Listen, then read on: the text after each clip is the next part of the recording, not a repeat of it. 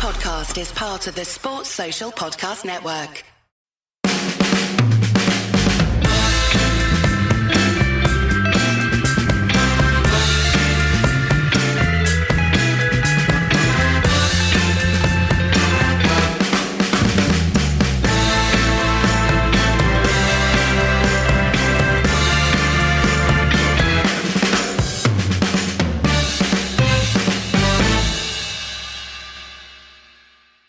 What sort of week have you had? Pretty good. Better than Daniel Sturridge's. He announced to the nation that he'd tweaked his rectum. So here's a question for you, Paul. Have you ever tweaked your rectum? I never have, and I am really upset that those words ever were put near each other. The only thing I thought was, is it some sort of reference to the time of the season where it's all a bit tense at the top? You know, the old squeaky bum time? Yeah, apparently the rectus is a muscle in the quadricep group in his thigh, and that's what's kept him out of the England game. But I did have a good chuckle about that one. Quite a lot of chuckles, in fact. Poor old Daniel Sturridge, not that articulate. And apparently he's got a bit of a pain in the bum. Well, he does play with Luis Suarez.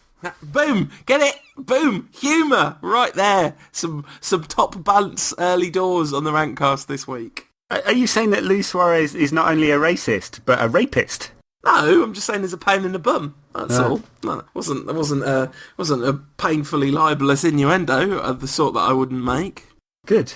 I'm glad to hear it. The Fulham game, we were really good in the first half, again, and then not so good in the second half, again. Yeah, weird this pattern, isn't it? You know, it was pretty desperate stuff in the second half, I thought, from United. Just no fluency, didn't really get it going. Got the goal. That's all that counts, I guess, from that kind of game. And I mean, we said last week it'd be a lot more difficult because Fulham are a completely different side at home, and they were. I wonder whether it's in their heads now. You kind of think that they just can't play away from home because they were not quite as good as they were bad the week before at Old Trafford, but they were damn sight better. You know, completely different team really. Gave United a really good game. It was really open, wasn't it? It was like a cup game for most of the fixture. But United came out on top. You know, got the goal. Wazza with another one. That's scored in 3 games in a row now. He's on a run, and that's great news for United. Yeah, we all know what that means, right? Because that's what he does. He goes through periods where he doesn't score and then he absolutely explodes into life. And I remain fascinated by the phenomenon that is Wayne Rooney. And actually, it was a goal born of the phenomenon that is Wayne Rooney too. A fearless Rooney of old goal, actually, between the run and the finish. Just screamed confidence because he had a player square. I can't remember who it was, but he definitely had player square, and the way he kind of attacked the ball, it reminded me of Jordi Alba's goal in the Euros in the final because the way he kind of exploited the space and just sort of switched on freight train mode, didn't he, and flew at the ball, and then an absolutely sumptuous finish from Rooney. Right, that's Rooney confident, full of confidence, isn't it? Used the player just to guide the ball into the corner. I thought he'd megged the defender at first, but he hadn't actually, just bent it round the side, and I suppose you could blame the defender for turning his back, but it was all kinds of brilliant, I think, from Rooney, that finish. Remarkably similar to a Ronaldo goal a few years back, I thought, and a few people mentioned this on Twitter as well. So, what did we learn in the Fulham game, Ed? What did we learn about our season? It wasn't half a microcosm of the season. I mean, by the end, United were kind of hanging on, and there were 4 strikers on the pitch. What was that all about? Yeah. What was that all about? It became very strange. I don't quite know how to describe the formation at the end. But yeah, clearly 4-2-4 would just about describe what we were playing at 1-0 up. I guess if you're going to win, you might as well win big, or something like that. It's the weirdest 1-0 away win you'll ever see, you know, whereas most sides would try and shut it down with a couple of extra defenders. Fergie decided to take off, admittedly, some pretty ineffective wide players and change the shape of the side and put some strikers in sort of wide positions. It's because he trusts Welbeck and Rooney to do a job defensively when they needed to. Hernandez is always going to stretch the game, and you can't take Robin van Persie off. It's the rule. Yeah, absolutely. And although if ever there was a game where you could take him off, I mean, it's weird you say it's a microcosm of our season, but Van Persie didn't score. Is that 2 games in a row Van Persie hasn't scored in? Yeah, sell him. He's rubbish. Hold me, Ed. I'm scared. What do we do now? It's exactly like Berbatov and Rooney all over again. One of them scores so the other one doesn't have to. And what I thought was interesting was it was noticeable that Rooney was playing the furthest forward quite often in that game. I mean, obviously the two of them are very fluid, the 9.5 thing, but it was noticeable to me, and I haven't looked at heat maps or anything clever like that to see whether I was right, but it did look to me like that was what was going on. I think they were just being flexible. They are both 9.5s, as Van Persie put it, and Rooney's in great form, so he's getting into the right positions. I'm not saying that Van Persie's in poor form or anything like that, but yeah, hasn't scored for a couple of games. What a perfect time for Rooney to start hitting the back of the net. Interesting for Rooney this week, he gave an interview about Danny Welbeck in which he was defending Welbeck. Welbeck has scored, of course, once in 27 games this season, and defending Welbeck because Welbeck's played wide a lot, and he said that there have been times when he hadn't played up front for 10 games and hadn't scored and was getting stick off the press. So interesting, that one. Maybe it's just a natural rhythm of things with Rooney. When he's scoring, he's going to get further forward, or maybe he's getting further forward and scoring. Who knows? But I think they're both such intelligent players that they'll work it out. They'll know when to come deep and when to stay on the shoulder. Now, of course, with the Madrid game coming up, you'd expect United to play a slightly different style there. You'd expect Rooney to sit quite a bit deeper. But we'll get onto that game later in the show. But, in the end, United were just about good enough to win at Fulham. And it's really important, especially given what happened on Sunday when City couldn't beat Liverpool. Yeah, I mean, what an incredible game that was. Like, set aside partisan loyalties for a second, it was a pretty remarkable game of football that City and Liverpool played out amongst each other, wasn't it? You don't often remember those being particularly a classic, because in recent years Liverpool have kindly rolled over and let City get 3 points in order to help with the title push, to keep our numbers down or something. No Gerrard back passes in this one, though. They look really up for it. They did, yeah, and Gerrard celebrated like a madman when he scored. I mean, fine goal as well. Interesting in the week that Europol said that 50-something matches across Europe had been fixed, and perhaps one of them in England. Quite a few people pointed to Gerrard's back pass against Chelsea as a fix, yeah, and I think everyone was expecting one of those limp performances from Liverpool, because we've seen it quite a few times, haven't we, in these big games. But no, they were well up for it. They played pretty well. In the end, it took a remarkable goal for City to equalise. I felt kind of dirty, actually. I wouldn't say celebrating, but feeling mildly pleased that City were losing. As much as it's easy to dislike the Scouse filth, bin dipping, granny stabbing grave robbers that they are, allegedly, I couldn't help but wanting United to keep that points gap as big as possible. It was fantastic that Liverpool managed to hold on for a point, because I think the way the momentum of that game shifted, it would have been really, really a big lift to City if they'd come back and won that game. And the fact that they didn't really does speak volumes. You wrote a really interesting piece on the title race this week, Ed. You were sort of saying that it's only hubris if United don't end up winning the league, is what you said last season, so that made it hubris, of course. But there is an odd feeling of complacency around the place. I've seen a few people mention the fact that we blew it last season makes it less likely that it's going to happen this season. I think that's got to be true, hasn't it? Well, the Ides of March have not come yet. It's got to be true in that there's got to be, you'd think, a greater level of focus, because the focus seemed to drop in those last 6 games last season. Having said that, if squeaky bum time is going to hit and things do go a bit pear-shaped, do we have the right experience? Are we able to hold our nerve? I can't believe that United would panic. And the only thing that gives me some ill ease is that it's twice in the last few seasons that United have lost a very large lead. It wasn't quite saying it's Chelsea, but Chelsea were a long way back and came through to win the title, helped by a certain linesman for which Ferguson is being charged by the FA. But after last season's sort of calamity in the last 6 games, you do wonder whether that will kind of translate itself into the psyche. I've heard lots of good stuff coming out. Ferdinand, Evra saying things like we're only focusing on ourselves. You wonder whether that's just trying to talk a good game and actually at the back of their mind they are worried about City. But look, on form, United are picking up loads of points, unbeaten in 12 games now or something like that, and City still dropping points despite a good month or so in January. They are still falling behind United, and that's really good. And you look at the fixture list, and Everton coming up at the weekend, but after that, what is it? It's QPR, Villa, Reading, Sunderland. There are a whole bunch of winnable games before United play City again. Yeah, well, this season, though, we've looked better against better sides, not to, use something which I guess is a bit of a cliche in football commentary terms, but we actually have raised our game on the big occasions, and really United's banana skin, United's kind of weak point in terms of complacency has come against the sides that they expect to beat comfortably.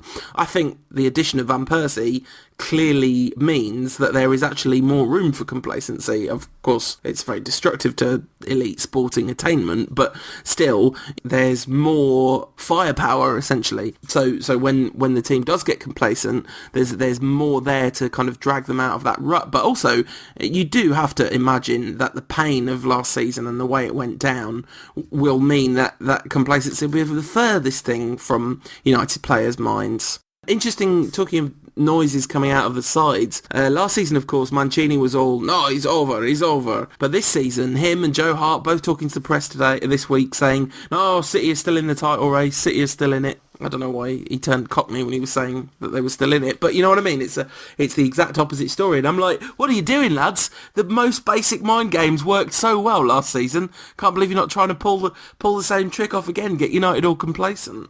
Well, quite, yes. I mean, I guess Mancini's got other things in mind, hasn't he? Because there's a decision coming from the Middle East about whether he keeps his job or not. Yeah. General consensus is he's dead man walking and he's gone, whatever happens. Was job is no job no more. Yeah, quite. There may be a certain manager from United's next European opponents available in the summer. Absolutely. So, the game against Fulham's the only game that United have played, but you mentioned Fergie getting charged by the FA. He's contesting the charge, of course. He is. Well, his argument is that he was simply having an opinion, which you're allowed to do, and not suggesting that the lino was biased. I couldn't possibly comment. Dirty bent lineman.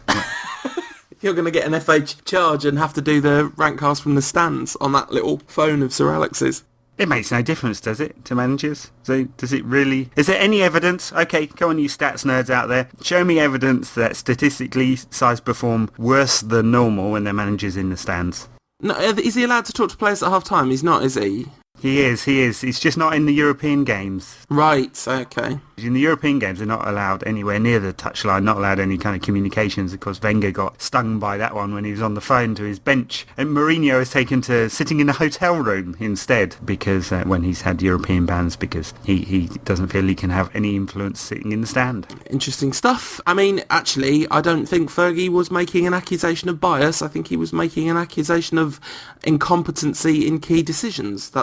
Yeah, and that's okay. Yeah, I mean, whether he was or not, who knows? He may have just been sort of furious. There was talk at the time that he was trying to distract attention after the Spurs 1-1, but I wasn't totally convinced by that. I felt this was a bit more Fergie just literally trying to express his own frustration, sort of thing. But anyway, when do we find out whether that ban comes into effect? Within the next 14 days, because the FA work really swiftly. Yes, and you mentioned, and I think it was last week that you said that football was the worst run sport in England, and I was thinking about that. I was thinking, it feels like that might be true, but on the other hand, I have no honest sense of how well or incompetently Crown Green Bowls is run in England, for example. Oh, it's a slick operation, let me tell you. The multi-billion-dollar contracts they win. The official, weed killer partner of the Crown Green Bowls Association. Hey, talking of weed killer, what's going on with the Old Trafford pitch? Yeah, it's a complete mess, isn't it? I mean, I know there's been a lot of rain this winter, and it's really messed up the pitch. Ferguson says it's tired. Maybe it needs a bit of a rest. Maybe it needs a 4-day break in Qatar, a bit of warm weather growing, or something like that. Yeah, they're going to replace it in the summer, but for now it doesn't look great, does it? It's not, and of course it's provided Fergie with a nice excuse for some average performances. Yeah, it certainly has, and it's pretty bad timing because we're the slickest we've been for quite a while, aren't we, as a unit? So it's bad time for the pitch to let the side down. And it really does remind me of the 90s. We've got 4 strikers scoring hatfuls of goals, letting hatfuls of goals in, and we've got a terrible, bobbly, muddy pitch again. It's old school. No good at all. No, although, we won a treble in the 90s, so it might not be all that bad. In order to win a treble, I guess we'll do this. We don't normally do the show in exactly this order, but I can't wait any longer, Ed. The Everton game, I don't really know what to say about it other than Everton are a good side, and they obviously caused us massive problems. I had a quick look, I happened to be reading an article on the Sky website, and they had the Sky bet odds, and Everton were 4-1 to win at Old Trafford, and a draw was 3-1, both of which seem to be very long odds to me, given that although United's form has been excellent, Everton are a very, very fine side, not in bad form themselves. Right, and in a two-horse race as well. Although Sideshow Bob is injured, apparently, so that is a huge boost for United, given how many problems he's caused United over the last few games. I mean, Old Trafford last year and at Goodison on the opening day of the season. Yeah, it seems like another lifetime, that game, doesn't it? It definitely, the season that we're having did not seem to be the one that was set up by that game. All our worst fears about the season seem to be playing out in that game, and it definitely hasn't come to pass that way. And Fellaini, who of course many people would like to see in a red shirt with that luxurious head of hair poking out at the top of it. Right, exactly. Who do we have to Fellaini to get him to Old Trafford?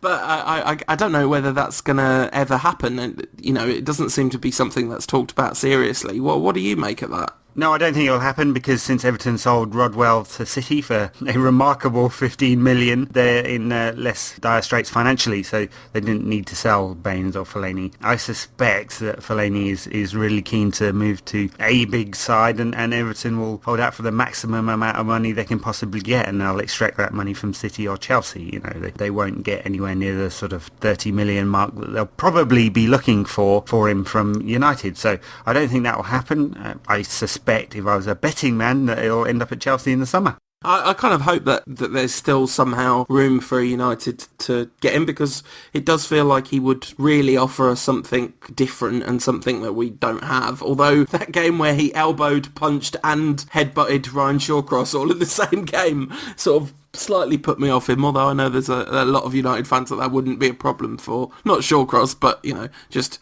someone nasty. There's a lot of United fans wish we had more nasty players in the side. Let's be honest, we don't have any complete evil bastards in the side, do we? Van Persie's got a bit of it in him, no doubt about it. Those elbows fly pretty freely when they need to. There's a crucial element of United player. Okay, so you can say talent and flair and the kind of quality and all of that kind of stuff, but unless they're instantly hated by every other football supporter, I don't think they're a proper United player. So it's a key test, and I think Fellaini at United would be hated for many reasons. But anyway, I don't think it'll happen. I think it's a great thing because of his quality that he's not at Everton, and of course it reduces Everton's game plan because they did tend to launch it long, and that caused United all sorts of problems. And they won't be able to do that. They'll, Jelavic is a completely different type of forward player. Not that Fellaini is a natural forward by any means, but they certainly used him in that way in the last game between these two sides. And it swings the tie, well in United's favour, in my opinion. I mean, we mentioned the concept of transfers. I guess the transfer window has slammed shut since we last recorded a podcast. No really significant movement that's going to affect us or our direct rivals, was there? I mean, the one transfer which a lot of people have made, obviously we signed Zaha, which we knew would happen, but the one thing that people have made a lot of hay about, no pun intended, is that Begovic will be leaving Stoke in the summer as they've signed Jack Butland, and De Gea might be replaced by Begovic, which seems genuinely ludicrous to me. I don't want to go off on yet another De Gea rant, but worth pointing out that I thought he was possibly even man of the match against Fulham, making an absolutely staggering save by Ruiz, which did not fit the media narrative enough to be mentioned by, anyone in the media. Yeah, absolutely full stretch. The tip of his longest finger, and just managed to flick it onto the post. Brilliant save, but no, it is of course not a story that a United keeper does well. Begovic, never thought of him as anything other than a decent, but no better than decent keeper. I don't think he's United quality, and I honestly can't see United spending £15 million, which is the figure being quoted, on him. Doesn't make any sense to me at all. He's hopped around a few clubs, middle-ranked clubs, because he's a middle-ranked goalkeeper. Yeah, and the Fulham game was really interesting because De Gea's come in for so much stick lately, and obviously he made that mistake early on the week before and against Southampton, and that you could argue that it would have been very difficult for him to do anything else. But I think it's certainly at the very least it looked like a howler. It had the energy of a howler to it. even though it probably wasn't one when you break down the analysis closely. But yeah, it was really interesting to see just how confident he looked. He just looked really assured, and he was kind of demonstrating his brilliant best in that game a couple of times, or a couple of very good saves, and one, truly outstanding save. Right, as we were on transfers, other transfer news, Balotelli has left Manchester City. I mean, I don't know whether that's a big blow for City, really, because he's hardly played this season. He went to Milan for 22 and a bit million euros, turned up in Milan, and Silvio Berlusconi's son, who's a vice president at Milan, has described him as the family's little nigger, quote unquote, which frankly is pretty disgraceful. I know Balotelli's a bit of a nutcase, but he doesn't deserve to be racially abused in that manner. No, and, the whole bit of a nutcase thing, I think it's all very well to be like, oh yeah, he's an idiot, but no, he's a young man with some pretty significant issues caused by his upbringing and astronomical superstardom at a very young age in very difficult circumstances. It's, the lack of empathy is always staggering in these situations. Yeah, exactly, he's a nut job. It's very nice for me that he's gone to Milan, and I can be pleased when he scores instead of like, oh, that's working against us if he scores. And it's interesting, you say might not make much difference to City, but I think you could say that his lack of performances this season have definitely made a difference to City. Like, he was a crucial part of City's success last season. Well, this is very true, right? This is very true, and but he's just not trusted. Of course, he let them down on plenty of occasions as well, and then there's that huge row about him paying or not paying a fine for, I think he lost 10 matches last season through suspension, which is really, frankly, ridiculous. And you'd expect to be fined. I mean, if you didn't turn up at work because you couldn't be bothered, or you got in trouble with the police or something, or whatever, it's not a direct analogy, of course, but you'd expect to be losing your job, let alone getting a fine. So it was the least that he could expect. And then of course, the blazing row on the training ground pitch with Mancini played out in public because City haven't been able to plant a load of tall trees around their version of Carrington, whereas United have, their police state about keeping the press out of our Carrington, aren't they? So it's all been dirty washing in public with Balotelli, and finally the club lost patience. I know Mancini was saying through the window they're not going to sell him, they're going to give him another chance, but behind the scenes they were doing their very, very best to sell him. They made a decision a few weeks ago, and he was going to go, and he's gone, and they got good money for him, given how much trouble he's caused. But he's such a good player. He's so good. I don't get the kind of, he's more, like Gaza, that there's lots of comparisons with Gaza because of the behavioural side of things, but people always say, oh yeah, but Gaza was a real genius. Balotelli on his day is easily one of the best in the world. Yeah, I've got Gaza in my Deadpool at work. Oh, that's really not nice. I'm joking. I feel sorry for Gaza. See, he could have saved his career and many other things if he'd gone to Old Trafford. See, that's interesting because I'm not at all convinced, but I think that's a really tidy way of describing the situation. But I don't think Sir Alex Ferguson has got a miracle cure for crippling alcoholism.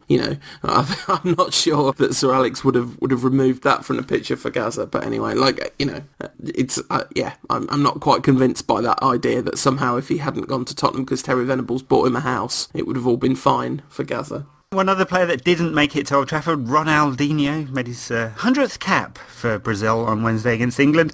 Also said this week that United would have won more European Cups if he had joined instead of Ronaldo in 2003. Lots of different things. The first thing is that if he had joined instead of Ronaldo, I don't think we'd have won any more European Cups. But if he and Ronaldo had both joined, which actually since the Ronaldo deal was sort of in the works, then yeah, we'd still be the best team. Yeah, well, for 4 years, Ronaldinho was absolutely amazing at Barcelona. Let's not whitewash over that. He was absolutely fantastic. Scored so many goals, just the joy to watch all over the pitch. You couldn't really describe him as playing any one kind of position. He played about 6 for Barcelona. And then he went completely off the rails and has had a resurgence since going back to Brazil. Yeah, absolutely. Brazilian Player of the Year last season. A proper joy to watch, isn't he, Ronaldinho? Yeah, especially that time he lobbed Seaman. That was fantastic. Yeah, it was. Not that I enjoy watching that every time I see it on repeat and again and again and again. I have to say though, Ed,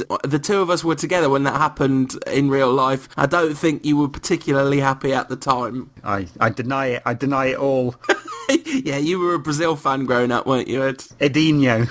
All right, talking of Edinho, we have a question from a listener about nicknames. Zup.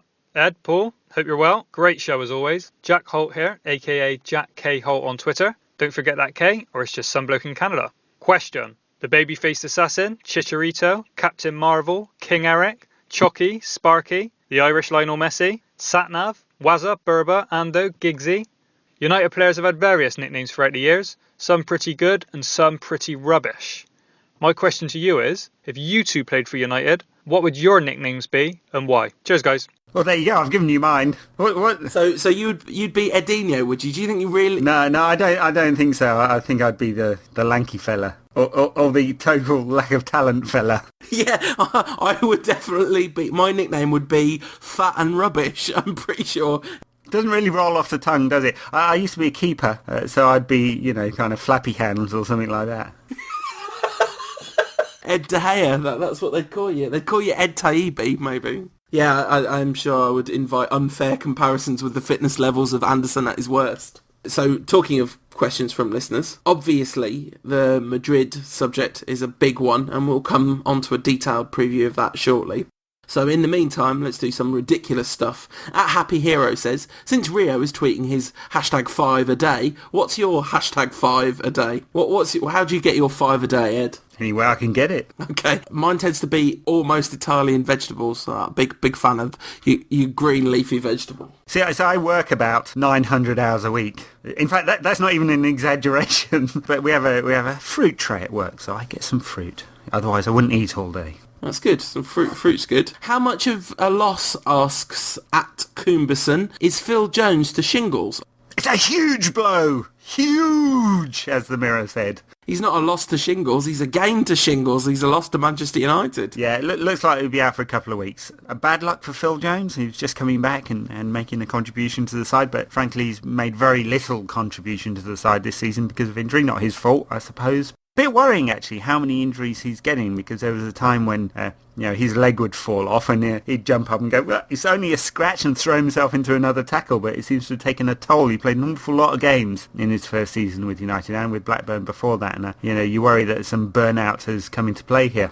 Yeah, absolutely. And I mean, in a way, players can get bad luck. Like, you can get ill and doesn't make you injury prone if you get shingles. No. There's something incredibly Lancastrian sounding about the fact that Phil Jones has got shingles. Well, that wasn't like a Lancastrian accent, but you know what I'm saying. He'll have the consumption next week and then gout the week afterwards. Exactly. At Shino_X13, the Rankcast's video game correspondent for this week, points out to us that EA Games have made David De Gea part of their team of the week this week. So someone somewhere is paying attention to how good De Gea is, even if it's only the good people of FIFA, the video game. There's no actual good people at actual FIFA. And this is a really scary question. At Vida MUFC asks, given our goalkeeper rotation early in the season, and then defensive and now midfield injury problems, are we in for a forwards implosion? I'm not sure you can say the word crises. No, I don't think so. I mean, even if we did get a couple of injuries, there's plenty in reserve. I mean, given how United play, really only needs to play one forward up front and someone in behind. So I think we're safe, I think we could get 3 injuries and it still not be a complete disaster. It'd be pretty bad, but United would cope. So I think we're all right. Jones is bad luck, but apart from that, it's a pretty fit squad at the moment. At Wilsey Milic asks a question which I don't know if he's serious or not. I think he is serious. Why did Sir Alex Ferguson never sign Nick Barmby? So much talent wasted at mid-table clubs. Sir Alex would have got the best out of him. I've never heard anyone ever advocate that we should have signed Nick Barmby at any point. Have you? No. Interesting, there was a nice piece with Matt Jansen. I don't know whether you remember him, former Crystal Palace player and Blackburn, who was at Palace and United bid for him, in fact, actually twice through his career. Tried to get him to Old Trafford. He turned United down both times, thinking that he'd get more game time playing elsewhere. Of course, he had some terrible bad luck, was in the provisional squad for the 2002 World Cup and fell off his bike in Italy and got quite badly injured, and so he didn't go to the World Cup, and it was never quite the same again.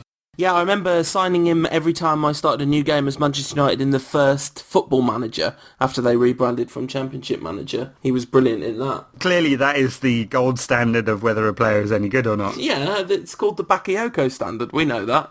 What do you think, asks at Mickey Nooms, of our upcoming tour ending in Japan? Is it a sign of more players or investment in Japan? Hashtag Kagawa, hashtag Rankcast. Hashtag Japanese paints. Yeah, well, look, it's a sponsorship tour, as always. Aren't they playing in every single Asian country known to man? I'm not sure they're playing in Myanmar. I bet they would if there was some sponsorship going there. United love a mobile phone network, don't they? Half the sponsors are mobile phone networks. Their first 3G phone network in Myanmar is just being built. I was reading the other day. There you go. Prime sponsorship location. Get in with the hunter. Yeah, I was just going to say, an evil dictatorship. Perfect for Manchester United.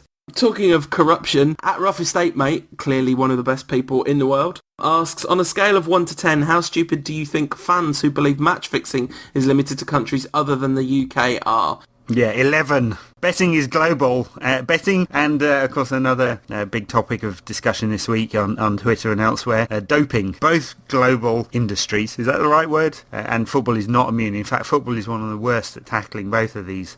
The only reason we haven't seen it more often, haven't seen more players kicked out or charges, because the authorities have done very little about it. The allegation is that match fixing took place in a Champions League game played in England, and the pretty decent, credible sources have alleged it's a game which Liverpool played Debrecen of Hungary. And obviously, match fixing is not a funny subject, but the fact that Debrecen were paid to throw the match and Liverpool could only beat them 1-0, there's definitely something funny about that. Well, have you seen Liverpool recently?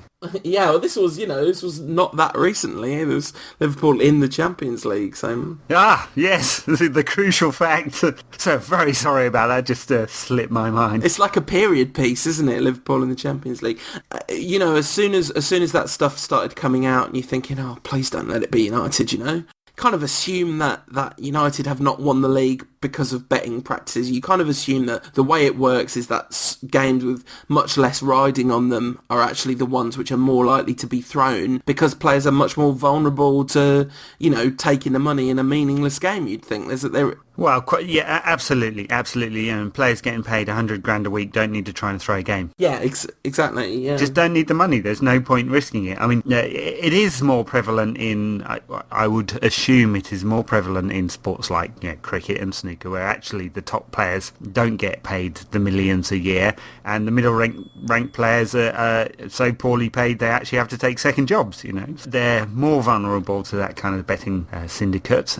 Football, the lower level, I'm sure that's true too, because of course you can bet on anything these days, and you can bet in play, and you can bet on the under 12s match in the Hungarian third division, South Conference Women's Blind League. Yeah, listen, but that league is clean as anything. There's some proper sports people in that league. Some absolute hard as well, let me tell you. But people that play blind football are serious. That is not a sport that you would not want to mess with a blind footballer. I don't think there's a certain fearlessness needed to be good in that sport. The other thing that's come up a lot recently, of course, is doping, the Lance Armstrong case, and lots of links with football in Spain in particular being alleged. Some very interesting stuff on Twitter about that, but none of which I know whether it's true or not. But if it is true, you'd really worry. And one of the things that was talked about was the kind of miraculous stamina-packed performances from older players that seem to kind of defy the ageing process, like Zidane coming back to his peak in the World Cup semi-final and things like that. And then, of course, he did flip out and headbutt someone in the final, so not entirely inconsistent with the sort of performance-enhancing drug side effect, that, is it? Allegedly, let's just say, for the lawyers listening. Yeah, and I don't want to hear anyone slagging off Jack Wilshere either. I draw a line at that one. It's no joke. Listen, it's not allegedly, because I'm not making an allegation. I'm just allegations like that are nothing to be sniffed at. I'm not sure in old Jack's case that the I don't know what you're talking about allegations were particularly performance related, were they? His lawyers will blow you away, let me tell you. So, are you saying that Jack Wilshere's been taking cocaine while injured, Ed? No, I don't know, where'd you get that from? God. Okay, just checking. Stop this line of questioning, that's ridiculous. What do you think about the doping in football, especially especially talking about in the football that we watch and cover. Do you think there's been United players who've doped in the last 20 years? No idea, really don't. I mean, there's random testing, as Rio Ferdinand very well knows. There's out-of-competition testing, but it's nothing like as rigorous as, say, in cycling now, and that's was one of the most doped-up sports, or athletics. The random testing is given by notice. They don't turn up at your house at 6 in the morning just demanding it, and given the international nature of football, that would be pretty impossible anyway.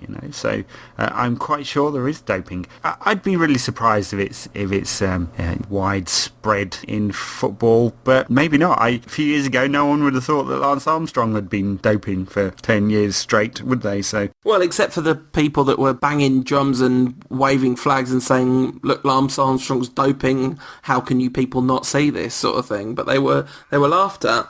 If there's no smoke without fire, then smoke seems to be wafting around in Italy and Spain at the moment. But someone will get caught for doping. One day the money will tempt the team into trying something systematic, for sure. It would be mad, wouldn't it? But, who knows? I mean, we've already seen betting close down leagues in Turkey and South Korea. If it's organised to that scale in two, pretty advanced countries, then so would doping be too. Yeah, absolutely, and all that stuff's really unseemly, and it's sort of I find it particularly galling because, I know it's really naive and not the thing that most people care about, but sportsmanship is more important to me than the consequence of the sport, but the conducting of the act is more important than the outcome of the act. The manner in which the act is conducted is more important than the outcome. I would rather support a team who behaved decently and lost than behaved indecently and won. But I know that that's not necessarily a majority view. For some people, winning comes at all costs. I mean, it's interesting the Ravens won the Super Bowl, and I was sort of jokingly supporting the Ravens because of the wire. It's not a particularly well-informed reason, but, there we go. That's how it was. But, they got players indicted on murder charges and loads of allegations of performance-enhancing drugs and all that kind of stuff. You look at NFL players and you can't help but wonder, can you? Well, and that's where the strength and the power really does come into it, doesn't it? Yeah, but just thinking, one superhuman player who would be a prime candidate for a bit of doping if you thought that sort of thing went on, Mr. Ronaldo, a superhuman specimen, will be facing United very, very shortly for Real Madrid. He scored last weekend. He always scores. Problem this time, it was in the wrong net. It's the first own goal of the boy Cristiano's career. Would never have happened under Sir Alex. Never did happen under Sir Alex, clearly. It's all going downhill, slippery slope this is. Yeah, is there any way that we could get him banned for 3 matches from doping between now and next Wednesday? With any luck. Should we start a campaign? He's rubbish, and he's rubbish. He only scores more than a goal in game. The first leg is, of course, in Madrid, so that the emotional homecoming for the boy Cristiano will hopefully be taking place when they're 5-0 down from the away leg. Absolutely, yeah. Is that your prediction for the week? Because Cristiano turned 28 this week, he's no longer a boy. Messi announced that he'd turned 29 shortly afterwards. Yeah, a boom boom tish. Yeah, very, very, very good there, Ed. Yeah, so after I guess the fact that the Madrid game's coming up significantly influences the nature of the team against Everton, and I think probably makes it likely that the Everton game is even more of a tough challenge than it would have been otherwise. What kind of lineup is he going to put out against Madrid, Ed? As strong as possible, I hope. Yeah, but what does that mean? He's not going to have a tombola moment. Is he not? Play Raphael up front. It's interesting because he's got to play Rooney and Van Persie, hasn't he? It's madness not to. Given Real Madrid are points and points and points behind Barcelona, they have played some great stuff this season, but it's blown hot and cold there. I think they're 7 points behind Atletico. They're going to give up on the league for sure. It's not going to happen. All the eggs are in the European basket. But this is not the best Real Madrid side ever. The team is just not functioning as we expected this season. They've got masses of talent, but they're there for the taking. But then again, they were there for the taking the last times United played them, and United went out really cautious. But we haven't played in a cautious fashion this season. It doesn't seem to flow with the narrative of the season that Ferguson would, drop one of Van Persie or Rooney for this game. I suppose he could shift Rooney into the wide positions, and you'd say that there's a fairly high chance that Ferguson will play narrow. But I think if there's any negativity in the selection and the tactics for the Madrid game, it'll be that. We won't play with Nani and Valencia. He'll end up playing with Rooney and Cleverley and Scholes and Carrick, that kind of thing. Yeah, and that sort of does make sense. One really, really fascinating selection dilemma to me is the central defence, because it was noticeable against Fulham that De Gea looked more relaxed, the unit functioned more effectively. Vidic and Ferdinand give a certain sense of solidity in themselves, but Ferdinand playing with Evans just looks absolutely magnificent to me. And it definitely, De Gea, there's no question De Gea plays better when Ferdinand's on the pitch. And I'm absolutely convinced about that. It might be nonsense, but I'm convinced about it. Yeah, it's a big call, but if they're all fit, then he'll go with Ferdinand and Vidic because that's the experience. And I'd probably just about go with that one. That's hard on Evans because he has played really well recently, in and out of the side because of injury, but not form. When he's playing well, he's in the side, isn't he? But you'd probably go for the experience, but it's a really, really tough call.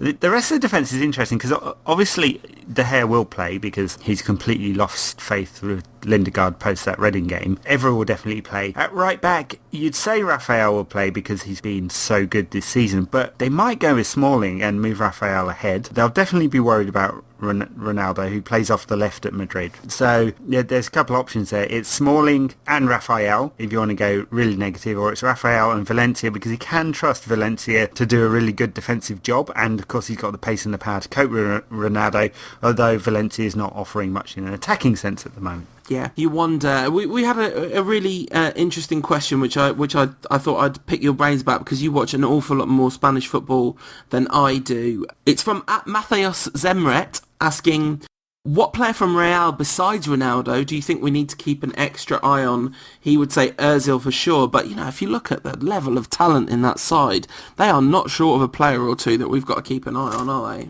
Yeah. Does Ozil definitely start? Because, of course he's a wonderful player, but he hasn't always started for Madrid this season. Modric has played in quite a lot of games in a forward position, more forward than we're used to seeing him in the Premier League. He was voted the worst import at Christmas. Not had a great first half of the season, but either of them will be dangerous. Di Maria can cause all sorts of problems when he plays. Benzema not having his best season with Madrid. He had a really fine season last season, but can still cause some damage. There's talent all over the pitch, but there's something not quite right in the Kingdom of Denmark there, and especially with the relationship between Casillas, who's of course injured, and Ramos and Mourinho, and that's caused a lot of problems. Do you not think, though, that in a way this narrative is all perfectly set up for Madrid to fire on all cylinders and blow everyone away in Europe? Because they really do have nothing else to play for. So, I almost feel like it's got to a point where you can't really judge them on their league form because they're not even trying.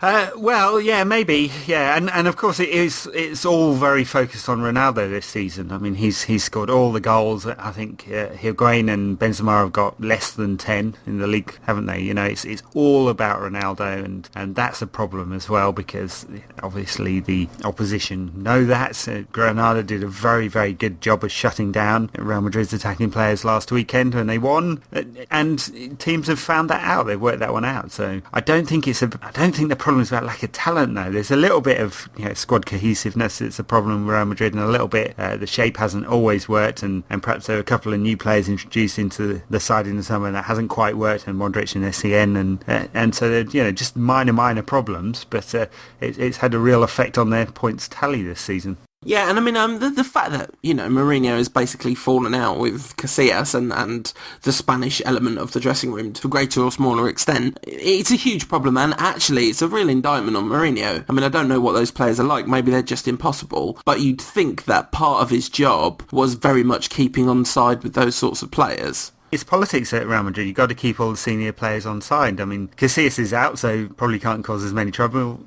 Ramos is out. I think Alonso's actually injured for this game as well. Or he's certainly carrying an injury at the moment, which might cause something of a problem. So, Madrid's, not only are there some senior players don't get on with Mourinho, but they also might be out of these games, and so the balance of the side will be disrupted. That who Madrid pick in midfield is not as obvious as it was when everyone is fit. Obviously Ronaldo plays. Likely that Benzema starts in the forward position. Probably Di Maria plays as a sort of inverted winger, but Mourinho likes to throw a curveball as well, doesn't he? And he's definitely got plenty of options there. Yeah, and ultimately they've got Cristiano, right? And we know what it's like to have Cristiano in your side. You can be misfiring, you can be in trouble. He'll dig you out of many a hole. And I think United's defence, there's no question we're going to struggle with him, is there?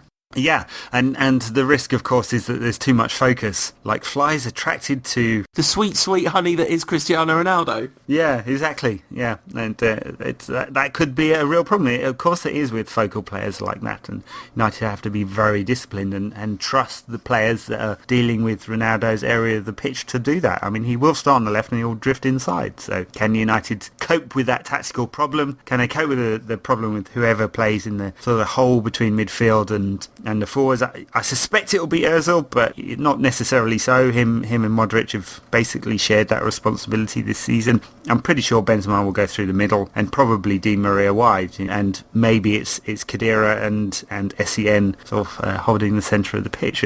Either way, on paper that looks like a fantastic side. It just hasn't quite worked for them this season. Is it going to work? Like, what do you think? Let's start to lay our cards on the table.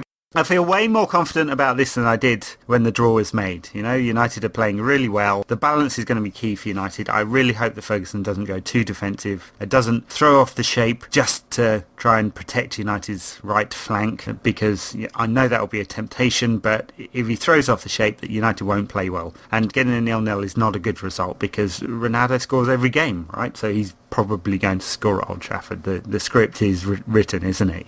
I think United do need an away game. That tells me that we need to set up an attacking sense, play the natural game they're playing this season, which is to keep the ball. Keep the ball, keep it away from Real Madrid. Yeah, not a terrible counter-attacking side, though, of course, are they, Madrid? Not exactly short of weapons on a counter. Well, I don't mean throw four forwards onto the pitch, but it's about having the right kind of balance and the right kind of shape, that we're not immediately into a defensive position. It'd be very interesting to see if Rooney can maintain his form. Of course, he scored for England on Wednesday because he just can't stop scoring once he started. I don't know.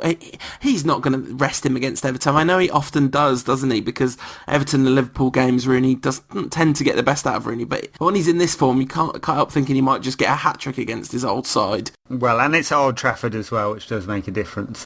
Anton Alfie asked us whether Madrid against United is the biggest club game in world football, and he made a fantastic hair on the back of your neck standing up type video as a preview for the game, which you must watch that if you want to get super hyped for this one. But just talking about it, it's so incredibly exciting. Manchester United against Real Madrid. It really is. It really is. This is what football is all about. I can't wait. It's going to be a brilliant game. Yeah, fantastic. Of course, just thought I'd mention this. I'm off to the Barcelona and Real Madrid Copa del Rey second leg semi-final in 10 days' time or so. Just thought I'd throw that in there. Should be pretty good. Camp Nou, I like. It's no Old Trafford though. See if you can get Ronnie to switch sides between legs. No, I will. I'll go and have a chat.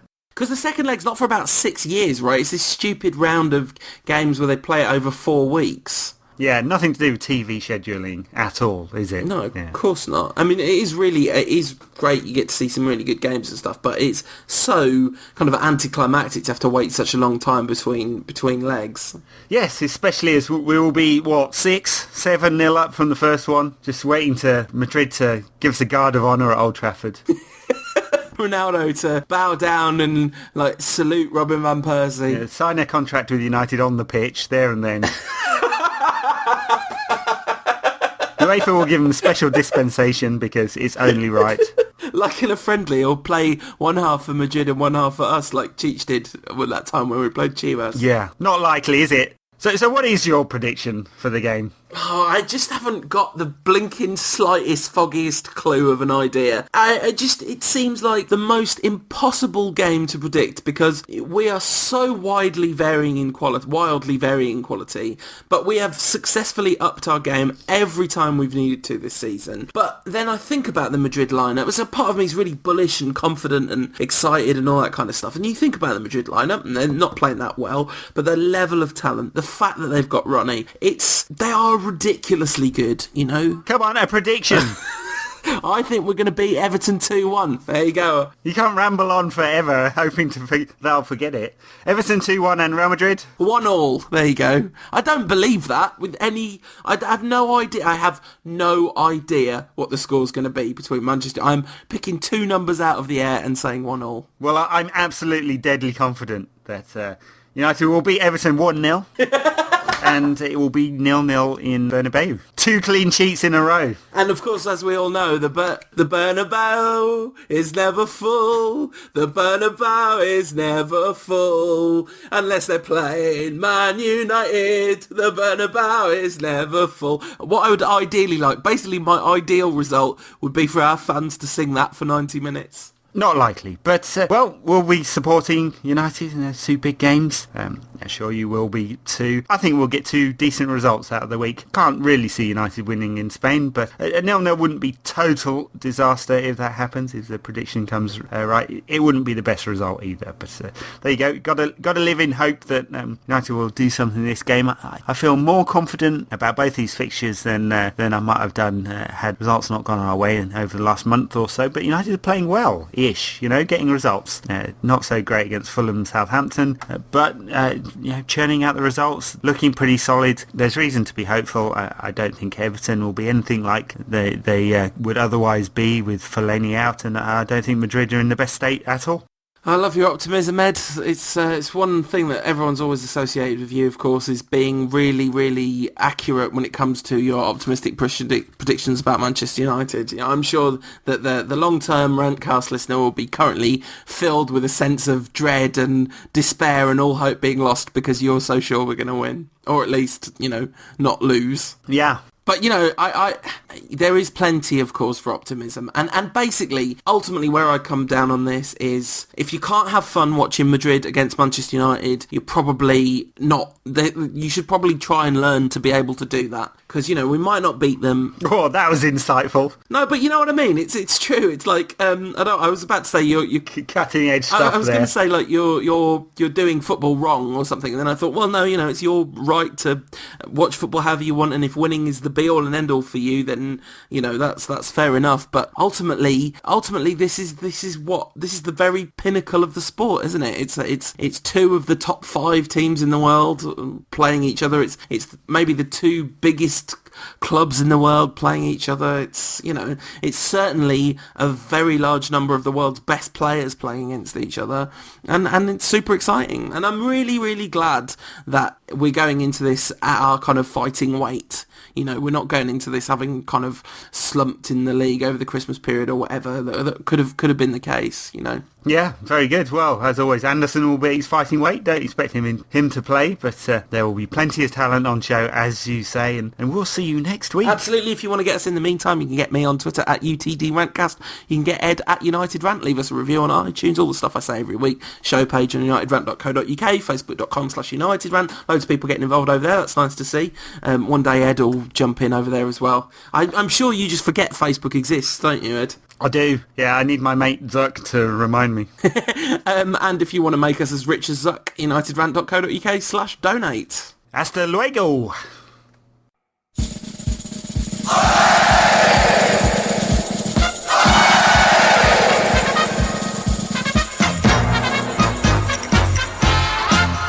Na die mooie warme reis tot zonnige Spanje vergeet ik alles, ik denk alleen nog Spaans. Heel mijn kamer straalt van rood en van oranje, de felle kleuren van de Spaanse zon en maan. De Spaanse furie heeft me zo verward, dat temperament veroverde mijn hart. Ik hou van dansen en muziek. En viva España! Van oude trots en romantiek.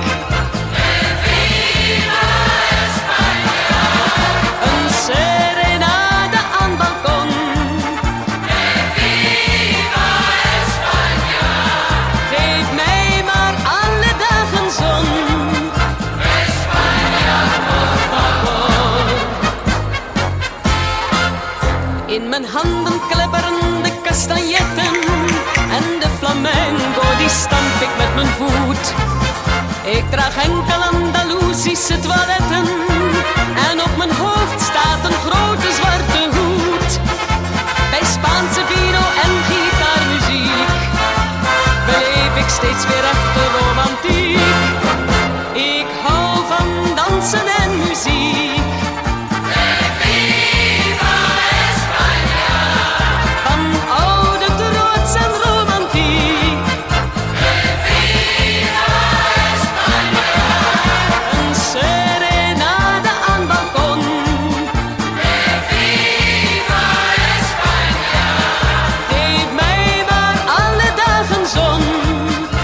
España, por favor.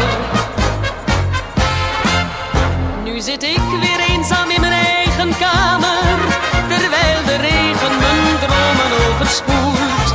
Ik zou de muren willen wegslaan met een hamer, want er is niets wat mijn Spaanse vuur nog koelt. Met banderillos stevig in de hand verjaag ik kou en regen uit ons land. Ik hou van dansen en muziek. Viva España! Van oude trots en romantiek.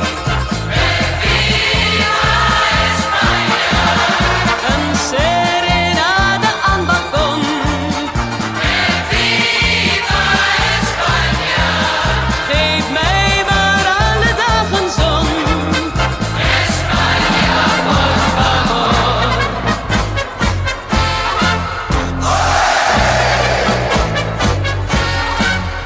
La la la la la la la la. Viva España. La la la la la la la la. Viva España. La la la la la la la la.